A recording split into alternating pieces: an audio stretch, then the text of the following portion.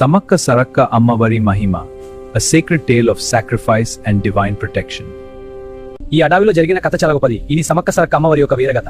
ఈ జాతర తెలంగాణలో మెడదాం అనే చిన్న ఊరు జరుగుతుంది, కానీ దాని చరిత్ర చాలా పెద్దది. ఒక రోజు గిరిజన నాయకులు అడవిలో వెళ్తుంటే ఒక చిన్న పాపని చూశారు. ఆ పాప చుట్టూ ప్రకాశం ఉంది.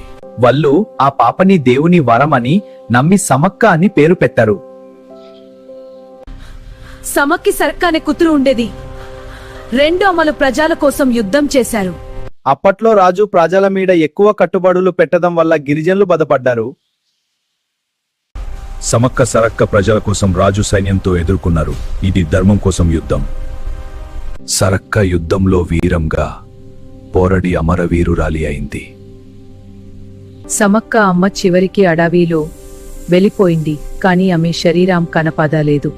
ప్రతి 2 సంవత్సరాలకి ఒకసారి మెదరంలో ఈ జాతర జరుగుతుంది. భక్తులు బంగారం, బెల్లం, పసుపు సమర్పించి అమ్మవారు బ్లెస్సింగ్స్ తీసుకుంటారు. సమక్క సరక్క కథలో మనం నేర్చుకోవాల్సింది, ధర్మం కోసం నిలబడే దేవతలు కూడా మనతో ఉంటారు.